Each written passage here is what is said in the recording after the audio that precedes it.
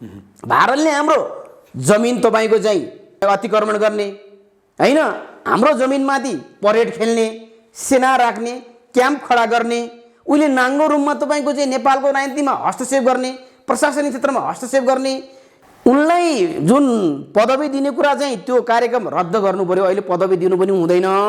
छानबिनका लागि अहिलेको निकायले काम गर्दैन। हेर्नुस्, अख्तियारलाई पनि छान गर्ने मान्छे चाहियो, यहाँ त निकाय चाहियो।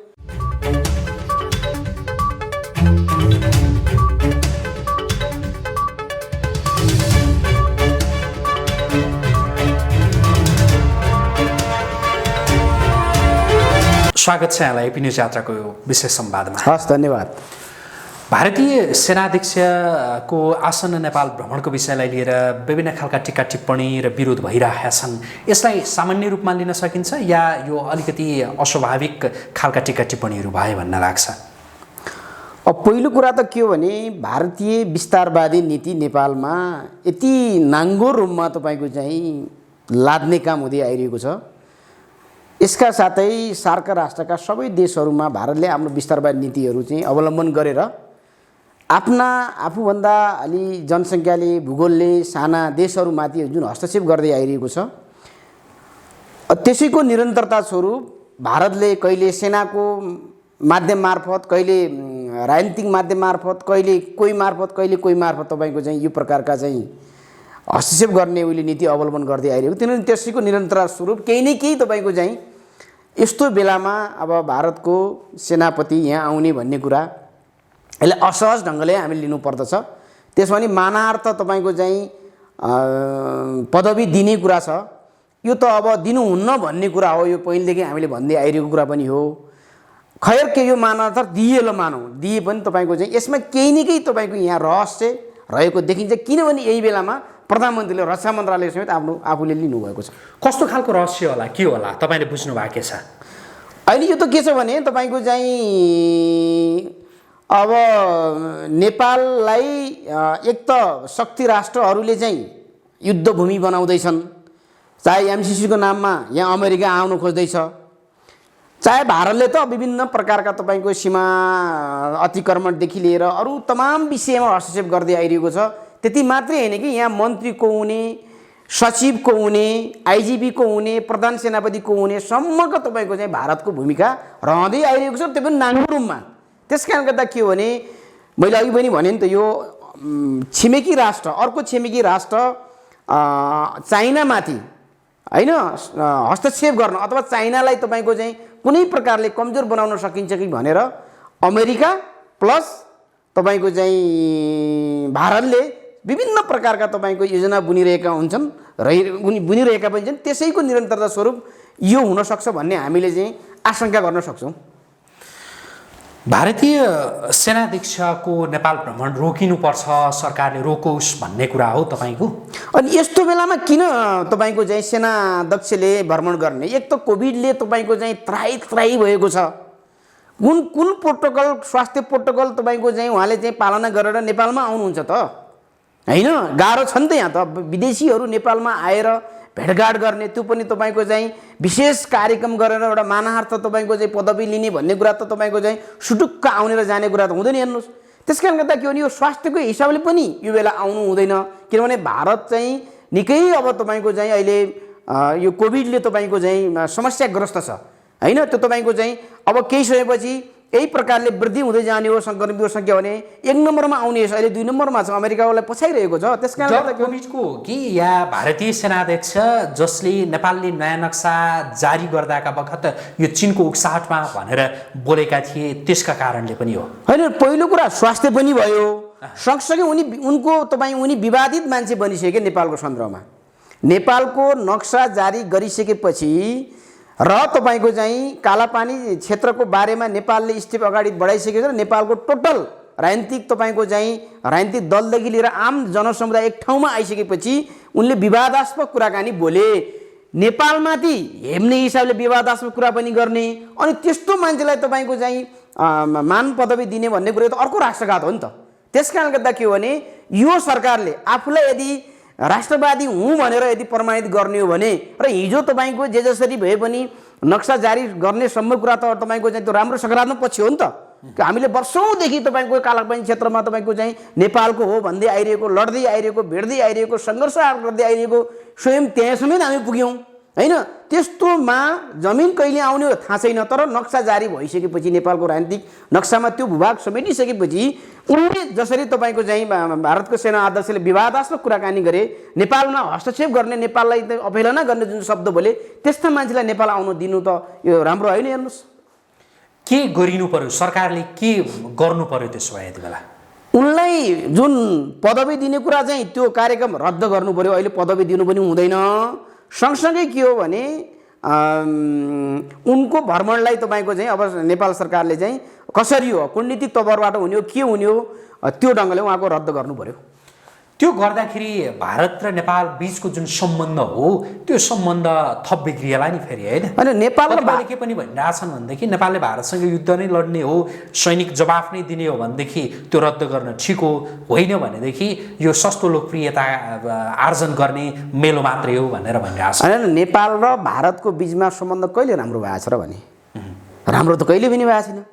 जनता, भारतका जनता, नेपालका जनता, भारतका मजदुर, नेपालका मजदुर, भारतका किसान, नेपालका किसान, भारतका तपाईँको श्रमिक, नेपालका श्रमिक र तल्लो वर्गका अथवा विभिन्न तह र वर्गका मान्छेहरूको चाहिँ व्यक्तिगत सम्बन्ध त अहिले पनि राम्रै छ, त्यसमा कुनै कमी भोलि पनि आउँदैन। तर जुन शासकहरूको बिचमा छ नि, शासक बीचको सम्बन्ध कहिले पनि राम्रो छैन नि त। किनभने भारतको विस्तारवादी नीति नै के हो भने नेपालको लागि घातक छ के। किनभने अहिलेसम्म तपाईँको चाहिँ त्यत्रो तपाईँको चाहिँ नेपाली भूभाग तपाईँको चाहिँ अतिक्रमण भएको छ। कालापानी क्षेत्र त अब त्यो अन्तर्राष्ट्रियकरण नै भइसक्यो, तर पनि ऊ टसमस छैन यो विषयमा। त्यस कारणले गर्दा यो के उनीहरूको नीति अनुसार नै यो षड्यन्त्रहरू भइरहेछन् नि। त्यस कारणले गर्दा नरमानेको तपाईँको अथवा त्यो भारतीय सेना अध्यक्षको तपाईँको चाहिँ हामीले चाहिँ भ्रमण रोक्दाखेरि अथवा उनलाई नेपालमा आउन नदिने हामीले चाहिँ पहल कदमी गर्दाखेरि सम्बन्ध बिग्रिने भन्ने कुरा हुँदैन। किनभने सम्बन्ध त भारतले सुधार्नु पर्ने छ नि। त्यहाँनिर भारतले हाम्रो जमिन तपाईँको चाहिँ के भन्छन् तपाईँको अतिक्रमण गर्ने होइन, हाम्रो जमिनमाथि परेड खेल्ने, सेना राख्ने, क्याम्प खडा गर्ने, उसले नाङ्गो रूपमा तपाईँको चाहिँ नेपालको राजनीतिमा हस्तक्षेप गर्ने, प्रशासनिक क्षेत्रमा हस्तक्षेप गर्ने, सीमामा दादागिरी गर्ने, हाम्रा दिदीबहिनी चेलीबेटीको तपाईँको अस्मिता लुट्ने, गुन्डागर्दी गर्ने, तस्करी गर्ने। अनि उनीहरूले तिमी विवादास्पद मान्छे हो है, तिमीले नेपालको सन्दर्भमा राम्रो बोलेनौ, तिम्रो ठिक छैन नेपालमा भनेर हामीले चाहिँ अहिले आफ्नो चाहिँ भ्रमण रोक भनेर भन्दाखेरि त्यो तपाईँको चाहिँ सम्बन्ध बिग्रने भन्ने कुरै हुँदैन। सरकारले चाहिँ यदि चाहिँ भोलि आफ्नो तपाईँको छविलाई अझै पनि कायम गरेर राख्ने हो भनेपछि विवादास्पद व्यक्ति जो भारतको सेना अध्यक्ष हुन् उनको चाहिँ भ्रमण रोक्नु पर्दछ। उनी नेपाल आउँदाखेरि सैन्य अधिकारीहरू बिचको हुन्छ नि, नेपाल र भारतका सैन्य अधिकारीहरू बिचको जुन वार्ताका माध्यमबाट पनि समस्याको त्यो समाधान गर्न सकिएला नि भन्नेको, जसरी नेपाल र भारतका बिचमा केही समयता तिक्ततापूर्ण सम्बन्ध छ ताकि भारतले नेपालको जमिनलाई आफ्नो भनेको अवस्था छ र उसले जसरी हेपिरहेको छ, सैनिक माध्यमबाट त्यो समाधान हुन सक्ला नि। कूटनीतिक वार्ताका माध्यमबाट भनेको सेनाको तहबाट सकारात्मक रूपमा हेर्न सकिन्न। सेनाको तहबाट यो समस्या समाधान हुने विषय नै होइन, यो त राजनीतिक तहबाट नै हुने कुरा हो कि। यो त के हो भने प्रधानमन्त्री स्तरीय, त्यहाँको प्रधानमन्त्री यहाँको प्रधानमन्त्री अथवा त्यहाँको सरकार र यहाँको सरकार होइन। अझ भन्ने हो भने तपाईँको चाहिँ त्यहाँका तपाईँको विज्ञ र यहाँको विज्ञ, त्यहाँका बुद्धिजीवी र यहाँको विज्ञ होइन, त्यसरी पहल कदमी गरियो भनेपछि जनस्तरमा भयो त त्यो त धेरै राम्रो भइ नै हाल्यो। तर त्यो अहिले जनस्तरमा हुने सम्भावना छैन। जनस्तरमा भएको कुरालाई कसैले तपाईँको सुन्नेवाला पनि छैन यहाँ। त्यस कारणले गर्दा के हो भने सेना अध्यक्ष नेपालमा आएर होइन, अब उनले त्यसो भए त त्योभन्दा अगाडि त माफी माग्नु पऱ्यो नि त नेपालसँग। मैले यस्तो बोलेको थिएँ, भुलवश भएछ, मेरो चिप लियो जिब्रो होइन भनेर उनले भन्छन् त। त्यो उनी तयार छैनन्। उनले फेरि नेपाललाई हेपेर तपाईँको जे पायो त्यो बोल्ने, अनि तिनैलाई नेपाल लिएर तपाईँको सम्मान स्वरूप तपाईँको मानार्थ दिने भन्ने कुरा त यो कहाँको राष्ट्रवादी कुरा हुन्छ भने यो राष्ट्रवादी हुँदैन। किनभने एक त के हो भने तपाईँको चाहिँ अहिले सीमाको विवाद चरम उत्कर्षमा छ, उनीहरू टसमस भइरहेका छैनन्। नेपाली भूमि तपाईँको चाहिँ लाई तपाईँको चाहिँ आफ्नै भूमि भनेर तपाईँको दाबी गरिरहेका छन्, सेना राखेर परेड खेलिरहेका छन् होइन, बुढले कुल्चिरहेका छन् नेपाली भूमिलाई। अनि तिनीहरूलाई लिएर तपाईँको हामीले चाहिँ तिनै कुल्चने सेनाहरूको चाहिँ प्रमुख मान्छेलाई लिएर हामीले यहाँ सम्मान गर्ने कुरा त यो त राम्रो हुँदैन हेर्नुहोस्, यसले त राम्रो गर्दै गर्दैन, यसले त के भने कलङ्कको टिका लाउने काम गर्छ क्या सरकारलाई, त्यो गर्नु भएन। अर्को सन्दर्भ, पूर्व प्रधानमन्त्री डाक्टर बाबुराम भट्टराईले बुढी गण्डकी जलविद्युत आयोजनामा प्रधानमन्त्री केपी शर्मा ओली र पूर्व प्रधानमन्त्रीहरू प्रचण्ड र शेरबहादुर देउवाले 9 अर्ब रुपियाँ मिलेर खाए भनेर भन्नुभएको छ। तपाईँ पूर्व प्रधानमन्त्री डाक्टर बाबुराम भट्टराईले ठिकै भन्नुभयो होला भनेर सोच्नुहुन्छ, या उहाँले त्यो राजनैतिक एउटा स्टन्टका लागि यस्तो गर्नुभयो होला भनेर सोच्नुहुन्छ? होइन, यसलाई विभिन्न कोणबाट चाहिँ पनि हामीले चाहिँ विश्लेषण गर्न सक्छौँ। जस्तै 9 अर्ब रुपियाँमा उहाँको चाहिँ भाग आएन भने, नआएकोले उहाँले भन्नुभयो भने भन्न सकिएला, तर हामीले चाहिँ त्यस्तो हल्का टिप्पणी मात्रै गरेर भएन। प्रधानमन्त्री भइसकेको मान्छे, देश विदेश संसारले पत्याएको मान्छे, एउटा पार्टीको चाहिँ प्रमुख लिडर मान्छे होइन, उहाँले तपाईँको हचुवाको भरमा, लहरको भरमा होइन, एउटा आवेगमा आएर होइन, अथवा तपाईँको जे पायो त्यो उहाँले बोल्नुभएको होइन भन्ने लाग्छ मलाई। किनभने केही न केही त्यहाँभित्र तपाईँको चाहिँ लेनदेन भएको छ, रहस्य छ होइन, राष्ट्रघातीहरू कामहरू भएको छ। त्यस कारणले गर्दा मैले फेरि पनि के आग्रह गर्न चाहन्छु भने, तपाईँको चाहिँ बुढी गण्डकीको कुरा मात्रै होइन, अप्पर कर्णालीको कुरा छ, टनकपुरको कुरा छ, हिजो महाकालीको कुरा छ, जति पनि तपाईँको एनसेल काण्ड छ, जति पनि अहिले पछिल्ला विभिन्न प्रकारका काण्ड यो सरकार आउँदासम्म भएका छन् नि, ती सबैको तपाईँको चाहिँ यथार्थ बाहिर ल्याउनलाई लोकपाल तपाईँको चाहिँ गठन गरेर जाँदा ठिक हुन्छ। किनभने अब तपाईँको चाहिँ अख्तियारको त विश्वासै गर्न सकिँदैन, त्यहाँ त तपाईँको ती भ्रष्ट कर्मचारीहरूलाई र पार्टीका कार्यकर्ताले लिएर तपाईँको त्यहाँ आयुक्त बनाएर, प्रमुख आयुक्त बनाएर त केही पनि हुनेवाला छैन। त्यता सेटिङमै जान्छन्, कसलाई डाम्ने कसलाई राख्ने भन्ने हुन्छ होइन। खरदार मुखियालाई डामेर तपाईँ 1000 रुपियाँ घुस लिएको मान्छेलाई तपाईँको चाहिँ अख्तियारले पढेर आत्महत्या गरेका समेत घटना छन् नि यहाँ त। त्यसमै डाक्टर बाबुराम भट्टराईको अभिव्यक्ति र नियत ठिक हो भन्ने भनाइ हो तपाईँको? होइन, उहाँको अभिव्यक्ति र नियतमाथि अहिले नै शङ्का गर्नुपर्छ भन्ने मलाई लाग्दैन। किनभने उहाँले चाहिँ बारम्बार भन्नुभएको छ, सदनमा पनि बोल्नु भएको छ, हाम्रो देखिएको कमैले काठमाडौँमा यस प्रकारका घर गरेडी जोडिँदैनन्, बङ्गाला बन्दैनन्, घर बन्दैनन्, त्यसकारण हामी सबैको सम्पत्ति छानबिन गरौँ भनेर उहाँले बारम्बार भन्नुभएको छ नि त। उहाँले यहीँनिर आएर मात्रै भन्नुभएको त होइन उहाँले तपाईँको। त्यस कारणले गर्दा के हो भने यो टोटल तपाईँको चाहिँ मानिसहरूको सम्पत्ति छानबिन गरेर, छानबिनका लागि अहिलेको निकायले काम गर्दैन। हेर्नुहोस्, अख्तियारलाई पनि छान गर्ने मान्छे चाहियो, यहाँ त निकाय चाहियो होइन। त्यसको निमित्त जनलोकपालको उहाँले कुरा गर्नुभएको छ। यसलाई हामीले चाहिँ सबैले साथ र सहयोग गरेर, सरकार पनि त्यसमा सहमत भएर जानुपर्दछ, तर जाँदैन। किनभने सबै फस्नेवाला छन्। किनभने मैले तपाईँहरूको टेलिभिजनमा बारम्बार भन्ने गरेको छु, यिनै मान्छे हुन् तस्कर, यिनै विभिन्न राजनीतिक दलमा लागेका नेता कार्यकर्ता भन्ने 40-50 हजारको जो सङ्ख्या छ, यिनै तस्कर हुन्, यिनै माफिया हुन्, यिनै दलाल हुन्, यिनै बिचौलिया हुन्, यिनै एनजिओ आइएनजिओको एजेन्ट हुन् र देश र जनतालाई बर्बाद बनाउने तत्त्वसँग तपाईँको पौठी तपाईँको घाँटी जोडेर यिनीहरू शैली लेनदेन गरिरहेका छन् भन्ने कुरा त हामीले अब त प्रष्ट नेपाली जनताले बुझ्नु पऱ्यो कि अब भ्रममा बसेर हुँदैन। अब त्यस कारणले गर्दा के हो भने यी सबैको सम्पत्ति छानबिन गर्ने हिसाबले जनलोकपालको जुन अहिले मुद्दा उठिरहेको छ, विगत लामो समयदेखि उठ्दै पनि आइरहेको छ, बरु त्यतातिर हामी चाहिँ अगाडि बढेर चाहिँ यी सबैलाई तपाईँको चाहिँ छानबिनमा ल्याएर त्यो सबै सम्पत्ति तपाईँ जसले गलत ढङ्गले कमाइरहेको छ त्यो राष्ट्रियकरण गरेर देशको विकासतिर लाउनु पऱ्यो। त्यसो गर्दा राम्रो हुन्छ। हेर्नुहोस्, बाबुराम ल्यायो भने होला नल्यायो भनेर हामीले त्यसरी चाहिँ अहिले चाहिँ उहाँलाई शङ्का गर्नुपर्ने मैले ठाउँ देख्दिनँ। त्यसो भए तपाईँ आफ्नै पार्टीका अध्यक्षद्वय प्रचण्ड र केपी ओलीका प्रति तपाईँलाई विश्वास कमै र पूर्व प्रधानमन्त्री डाक्टर बाबुराम भट्टराईका प्रति विश्वास धेरै भयो हो त? होइन, विश्वास र अविश्वासको कुरा यथार्थ के हो त? गलत त भइरहेछ होइन। मेरो पार्टी अथवा अर्को पार्टी भन्ने कुरै नै भएन, जसले गल्ती गरेका छन्। यहाँ तपाईँको 2टा अध्यक्षको मात्रै कुरा होइन, एउटा सामान्य गाउँ कमिटीमा रहेको एउटा चाहिँ तपाईँ कुनै पार्टीको कार्यकर्ताले होइन पनि गलत गरिरहेछ क्या। यहाँ उहिले चाहिँ उपभोक्ता समितिमा बस्छ, विद्यालय व्यवस्थापन समितिमा बस्छ, अरू ठेक्कापट्टामा लाग्छ होइन। अहिले त सिंहदरबार गाउँमा आएन नि त, अहिले गाउँमा नाम सिंहदरबार गयो भने त्यहाँ त तपाईँको त सिंहहरू छन् त्यहाँ है। त्यस कारण तलदेखि माथिसम्म जति पनि नेटवर्किङमा काम भइरहेछ नि, गलत कामहरू, भ्रष्टाचार भइरहेछ, अनियमितता छ, अपारदर्शिता छ। यसलाई तपाईँको चाहिँ यथार्थ बाहिर ल्याउनका निमित्त एउटा त निकाय चाहियो। हेर्नुहोस्, अहिलेका निकाय त अब तपाईँको चाहिँ यिनीहरू त कामै नलाग्ने भइसके होइन। त्यस कारणले गर्दा के हो भने मेरो पार्टी अथवा अर्को पार्टीको भन्दा पनि जसले गल्ती गरेका छन् उनीहरूलाई हामीले दण्डित बनाउनै पर्यो। त्यो जतिसुकै ठुलो पदमा होस्, बहालवाला प्रधानमन्त्री किन्नुहोस्, भूतपूर्व प्रधानमन्त्री किन्नुहोस्, होइन 10औं पटक तपाईँको चाहिँ मन्त्री भएको मान्छे किन्नुहोस्, त्यसलाई कारबाही गर्नु पर्यो। जसले तपाईँको चाहिँ सत्य कुरा गर्छ उसलाई हामीले समर्थन गरेर जानु पर्यो। हामी नेपालीमा तपाईँको चाहिँ नेपालीहरूले तपाईँको चाहिँ अहिले एउटा पार्टीमा लागिया छ, त्यो पार्टीको तपाईँको झोले बनेर जाने, नेताहरूको तपाईँको दलाली चाकरी गरेर जाने, अर्को पार्टीको कुनै मान्छेले राम्रो काम गरिया छ त्यसको विरोध पनि गर्नुपर्ने जुन मानसिकता छ नि, यसमा पनि हामीले क्रमभङ्ग गर्नुपर्छ कि। त्यही भएर त्यस कारणले त बाबुरामजीले जुन स्ट्यान्ड लिएर अगाडि बढ्नु भएको छ हो, यद्यपि उहाँ प्रधानमन्त्री भएको बेला त्यो कुरा किन गर्नु भएन, अथवा उहाँ तपाईँको सत्तामा भएको बेला त्यो कुरा किन गर्नु भएन, अथवा हिजो तपाईँको चाहिँ उहाँ पावरमा भएको बेलामा किन उहाँहरूका बारेमा कुराकानी गर्नु भएन र त्यो कुरा उठाउनु भएन, त्यो फेरि एउटा अर्को बहसको विषय बन्ला। तर पनि के हो भने उहाँ जतिको मान्छेले सत्य कुरा त बोलिरहनु भएको छ नि त, यसलाई त हामीले स्याल्युट गर्नु पर्यो।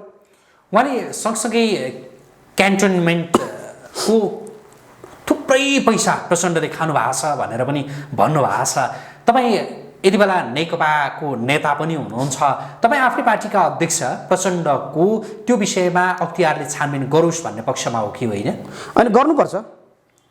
अहिलेकै तपाईँको चाहिँ नेकपाकै केन्द्रीय सदस्य त्यो बेलाको युवा सङ्घको अध्यक्ष महेश बस्नेतकै नेतृत्वमा गयो भने त्यहाँ तपाईँको चाहिँ उजुर हालिएको छ नि त, होइन? छानबिनको माग गरिएको छ, उनले बगैँचा संस्थाकै लेटर प्याडमा उहाँले माग गर्नुभएको छ, अरूले पनि गरेका छन्। त्यस कारणले त के भने म त यतिसम्म भन्छु कि क्यान्टोनमेन्टमा मात्रै होइन, हिजो जनयुद्धको नाममा पार्टीको नीति विपरीत थुप्रै तपाईँको त्यतिखेरका कमान्डरहरूले, कमिसारहरूले, होइन, त्यतिखेरका आफ्नो ठाउँमा तपाईँको जिम्मेवार लिएकाहरूले के गरे भने पार्टीको नीति विपरीत पनि बैंक लुटे, जनताको सम्पत्तिहरू कब्जा गरे र त्यो पार्टीमा बुझाएनन्, ती व्यक्तिगत रूपमा पनि तपाईँको उनीहरूले अन्त लुकाएर यो गणतन्त्र आइसकेपछि पछाडि धेरैको देखियो भन्ने पनि आइरहेको छ नि त। तपाईँको जमिनमा तपाईँको पैसा तपाईँको चाहिँ गाडेको पनि बाहिर आयो, समाचारहरू आइरहेको छ। यी सबै छानबिन हुनु पऱ्यो के। पार्टीको नीति विपरीत व्यक्तिगत तपाईँको चाहिँ लुटेको पैसा पनि अथवा कब्जा गरेको पैसा पनि उनीहरूले व्यक्तिगत बनाए, त्यो त छानबिन हुनु पऱ्यो। यहाँ त क्यान्टोनमेन्टको मात्रै होइन, क्यान्टोनमेन्टको त आज नहोला, भोलि नहोला, पर्सि नहोला, एक दिन त हुन्छ नै। हेर्नुहोस्, किनभने गरिब जनताका छोराछोरीहरूलाई जनमुक्ति सेना बनाएर उनीहरूलाई तपाईँको चाहिँ सडकमा अल्पत्र पारेर केही निश्चित मान्छेहरू मोटाउने कुरा र तिनीहरूको नाममा आएको पैसा तपाईँको लुट्ने कुरा त राम्रो होइन। हेर्नुहोस्, प्रचण्ड मात्रै नहोला, धेरै मान्छे यहाँ जोडिन्छन्, होइन? धेरै मान्छे जोडिएका छन्, प्रचण्डको मात्र कुरा छैन यहाँ। जो जोडिएका छन् यो क्यान्टोनमेन्टको तपाईँको रकम हिनामिना गर्नेमा, उनीहरू सबै तपाईँको चाहिँ छानबिनको दायरामा आउनुपर्दछ र त्यो पैसा पनि राष्ट्रियकरण हुनुपर्दछ। अब फेरि अर्को सन्दर्भ यहाँसँग, प्रधानमन्त्री केपी शर्मा ओलीले केही दिन अघि यो सङ्घीयताका सन्दर्भमा एउटा अभिव्यक्ति दिनुभयो कि प्रदेश सरकार, प्रदेश भनेको चाहिँ यो केन्द्रको एउटा प्रशासनिक इकाइ हो भनेर उहाँले भन्नुभयो। यसका प्रति के भन्नुहुन्छ तपाईँ? यो सरासर संहिता विरोधी चाहिँ तपाईँको चाहिँ अभिव्यक्ति हो, संविधान विरोधी अभिव्यक्ति हो। प्रधानमन्त्री जस्तो मान्छेले, व्यक्तिले सम्मानित पदमा बसेर जे पायो त्यो बोल्न मिल्दैन। उहाँले संहिता विरोधी कार्य गर्न पनि पाउनु न कि उहाँले भन्नु पर्यो म संहिता रुचाइरहेको छैन, होइन, म संहिताको पक्षमा छैन भनौँ कि भन्नु पर्यो। उहाँ त पार्टीको अध्यक्ष पनि हो नि त, पार्टीलाई पनि संघीय ढाँचामा ढालेर तदनुरूप तपाईँको पार्टीलाई तपाईँको परिचालन गर्नुपर्ने, क्रियाशील गर्नुपर्ने ठाउँमा, होइन? कर्णालीको विवादमा जुन उहाँले जुन अभिव्यक्ति दिनुभयो, होइन, कर्णालीको विवाद त एकदम चाहिँ तपाईँको छताछुल्लो भइसकेको छ, होइन? जो माधव नेपाल, विशेष गरेर माधव नेपालसम्म अनैतिक काम गर्यो, आफै मुख्यमन्त्रीलाई हटाउनको निमित्त तपाईँको चाहिँ नेतृत्व गर्यो, होइन? अनि आफ्नो मसी नसुक्दै फेरि तपाईँको चाहिँ प्रचण्ड र तपाईँको चाहिँ माधव नेपालले आफ्ना दूतका नाममा तपाईँको चाहिँ केही आफ्ना तपाईँको चाहिँ पिछलगुहरूलाई तपाईँ सुर्खेतमा पठाएर फेरि तपाईँको त्यहाँ मन्त्रीमा तपाईँको चाहिँ भागभण्डा मिलाएर तपाईँको चाहिँ फेरि तपाईँको 18 जनाभित्रबाट केही मान्छेलाई घटाउने उहाँले काम गर्नुभयो। त्यो फेरि काठमाडौँ आयो, काठमाडौँ आइसकेपछि प्रधानमन्त्रीले प्रकार अभिव्यक्ति दिनुभयो। त्यस कारणले गर्दा के हो भने यो संघीयता विरुद्धका गतिविधिहरू, क्रियाकलापहरू, अभिव्यक्तिहरू न प्रचण्डले दिने मिल्छ, न माधव नेपालले दिने मिल्छ, न प्रधानमन्त्रीले मिल्नेछ, कसैले पनि मिल्दैन। तर प्रधानमन्त्रीले दिएको अभिव्यक्तिको जनस्तरबाट त समर्थन भइरहेछ नि, ताकि जनताले यति बेला के भनिरहेछन् भने सङ्घीयता देशलाई काम छैन, प्रधानमन्त्रीले जे भन्नुभयो ठिक गर्नुभयो, अब चाहिँ सङ्घीयता खारेज हुन्छ भनेर भनिरहेछन् नि। होइन, सङ्घीयता ठिक छैन भन्ने कोणबाट त फेरि ठिक छ, तर संविधानको जसले तपाईँको चाहिँ कार्यान्वयन गर्ने हो, जसले तपाईँको संरक्षण गर्नुपर्ने हो, त्यही व्यक्तिले फेरि संघीयता विरोधी क्रियाकलाप गर्ने अभिव्यक्ति दिने त राम्रो होइन। हेर्नुहोस्, हो संघीयताको तपाईँ विशेष गरेर प्रदेशको सन्दर्भमा पछिल्लो समयमा धेरै मान्छेहरूले यो बिचौलिया टाइपको, यो तपाईँको अञ्चलाधीश जस्तो समेत तपाईँको चाहिँ अधिकार नभएको यस्तो प्रकारको अधिकारविहीन प्रदेश तपाईँको संरचनालाई विघटन गर्नुपर्छ, यो भयो भने बेकार आर्थिक भार मात्र बोक्ने काम मात्रै भयो भनेर चाहिँ मान्छेले भनिरहेका छन्। त्यो फरक पाटो फेरि। तर जुन कर्णालीको विषयलाई एउटा समस्या आइसकेपछि त्यहाँका सार्वभौम तपाईँको विधायकलाई आफ्नो अधिकार त प्रयोग गर्न दिनु पर्यो नि त, त्यो हस्तक्षेप गर्न मिल्दैन नि त। तपाईँ चाहिँ सङ्घीयताका पक्षमा कि विपक्षमा? होइन, म त सङ्घीयताको विपक्षमा भन्ने कुरै भएन कि। मैले त सङ्घीयताको बारेमा जस्तै मैले यो त बिचको यो प्रदेशको बारेमा यदि अधिकार नदिने हो र तपाईँको आर्थिक बोझ मात्रै तपाईँको चाहिँ यसलाई चाहिँ बेकार चाहिँ तपाईँको जनताको सामना ऋण लाउने मात्रै काम गर्ने हो भने यसको बारेमा सोच्नुपर्छ है कि अधिकार दिनुपर्छ। अधिकार दिएर तपाईँको चाहिँ त्यो प्रदेशको सबै प्रकारले इन्कम तपाईँको चाहिँ गर्ने तपाईँको त्यो परिस्थिति नै निर्माण गर्नुपर्दछ। होइन भने यो बिचौलिया टाइपको तपाईँको चाहिँ संरचनालाई चाहिँ राख्नुहुन्न भनेर मैले बारम्बार भन्दै पनि आइरहेको छु नि। यो पक्ष वा विपक्ष भन्दा यथार्थ के हो त अहिले भन्ने कुरा हामीले आत्मसात गर्नु पर्यो। सङ्घीयताको काम छैन भन्ने निष्कर्ष चाहिँ हो तपाईँको? होइन, सङ्घीयताको काम छैन भन्ने निष्कर्ष मेरो होइन। प्रदेश सरकार प्रदेश संसदको काम छैन भन्ने हो। प्रदेश संरचना सम्बन्धी जुन प्रदेश सरकार छ नि 7वटा, कि यसलाई अधिकार सम्पन्न बनाउनु पर्यो, त्यहाँका विधायकलाई त्यहाँका जनप्रतिनिधिलाई आफ्नो अधिकार प्रयोग गर्न दिनु पर्यो होइन, र उनीहरू स्वतन्त्र पनि हुनु पर्यो। सँगसँगै उनीहरूले के गर्नु पर्यो भने तपाईँको भिख मागेर ऋण लिएर केन्द्रसँग हात थापेर कटौरा थापेर भन्दा पनि स्वयं प्रदेशले उत्पादन कसरी गर्ने, त्यहाँको इन्कम कसरी जेनेरेट गर्ने भन्ने कुरा पनि तपाईँको त्यो गरियो भनेपछि ठिक छ, त्यो संरचना केही पनि फरक पर्दैन। होइन, तपाईँको चाहिँ मन्त्रीका नाममा झन्डा हलाउने, सांसदका नाममा तपाईँको चाहिँ विधायकका नाममा सांसद हौँ भन्ने, भत्ता खाने, पिए राख्ने, सल्लाहकार राख्ने, अनि हामीले टाउकोमा ऋण बोक्नुपर्ने, यसको लागि त त्यो सन्दर्भमा यो भेट छ भन्नु खोजिया हो कि। सङ्घीयता तपाईँको नराम्रो होइन फेरि पनि, किनभने यसले सङ्घीयतालाई सही ढङ्गले परिचालन गर्न सकियो, सङ्घीयताको मर्म बुझियो, मूल्य बुझियो, मान्यता बुझियो, सिद्धान्त बुझियो भने त राम्रो छ नि फेरि। तर यसलाई तपाईँको बुझिएन भने के हुन्छ भने अहिले जे भइरहेको छ भने त्यही हुन्छ। हेर्नुहोस्, अहिले बुझिएको छैन। अहिले सङ्घीयतालाई तपाईँको सही ढङ्गले प्रयोग गरिएको छैन। सङ्घीयता भनेको के हो, यो कसरी लागू गर्ने, यसको सिद्धान्त के हुने, यसको मूल्य मान्यता के हुने, सङ्घीयतामा के हुनुपर्छ, जनताले के पाउनुपर्छ, सम्बन्धित तपाईँको सरकारले के गर्नुपर्छ भनेर कसैले पनि बुझिया छैन। अहिले सरकारसँग अनुदान मागिया छन्, सरकारले ऋण लिएको छ होइन, र तपाईँको चाहिँ त्यो ऋण तपाईँको नेपालीको थाप्लोमा तपाईँको चाहिँ बढ्दै गइरहेको छ। हुँदाहुँदा अहिलेको अर्थमन्त्री जो नयाँ आउनु भएको छ उहाँले चाहिँ 20 करोड डलर तपाईँको ऋण ल्याउने भनेर त पहिलो निर्णय गर्नु, त्यो राष्ट्रघाती निर्णय हो, त्यो कम्युनिस्ट विरोधी निर्णय हो, त्यो समाजवाद विरोधी निर्णय हो होइन। यसरी गर्दै जाने हो भने तपाईँको चाहिँ देश कहाँ जान्छ? देश रहन्छ? रहँदैन नि त। त्यस कारणले गर्दा के हो भने सङ्घीयताको बारेमा एकपल्ट फेरि हाम्रोसँग बहस गरौँ। हामीले सङ्घीयता ठिक छ भन्ने कुरामा कुनै दुई मत भएन, तर यसलाई कार्यान्वयन गर्ने सन्दर्भमा, लागू गर्ने सन्दर्भमा हामी चुकिरहेका छौँ। हामी ऋण मागेर घिउ खाइरहेका छौँ। यसरी गर्नु हुँदैन, किनभने जनताको थाप्लोमा ऋण थपेर होइन मन्त्रीले झन्डा हलाउने कुरा त्यो राष्ट्रघाती हुनै सक्दैन, त्यो समाजवाद तपाईँको चाहिँ को पक्षमा हुन सक्दैन। अनि हामी त कम्युनिस्टहरू साम्यमा जाने भनेका छौँ। यस्तो तपाईँको कम्युनिस्ट विरोधी काम गरेर तपाईँ हामी जाने काम गर्नु हुँदैन। त्यस कारणले गर्दा के हो भने अब हामी चाहिँ यसका बारेमा गम्भीर ढङ्गले बहस गरौँ। हो त्यस कारणले त भनियो नि त, जसले भ्रष्टाचार गरेका छन्, जसले अनियमितता गरेका छन्, जसले देशलाई बन्धक बनाएर व्यक्तिगत तपाईँको समूह स्वार्थमा तपाईँको चाहिँ देशलाई बर्बाद बनाइरहेका छन्, ती सबैको सम्पत्ति छानबिन गरेर हामीले के गरौँ भने राष्ट्रियकरण गरौँ। त्यसो हुँदा के हुन्छ भने यहीँ पैसा आउँछ, जति पनि आउँछ नि त।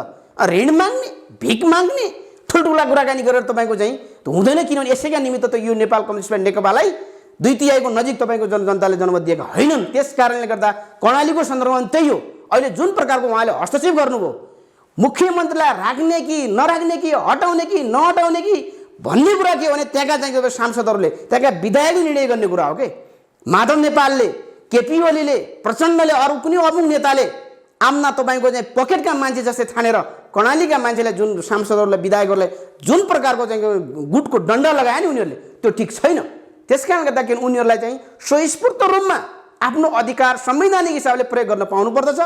जसले अविश्वास प्रस्ताव दर्ता गराएका छन् हैन त्यसलाई फेस गर्न मुख्यमन्त्री तयार हुनुपर्दछ।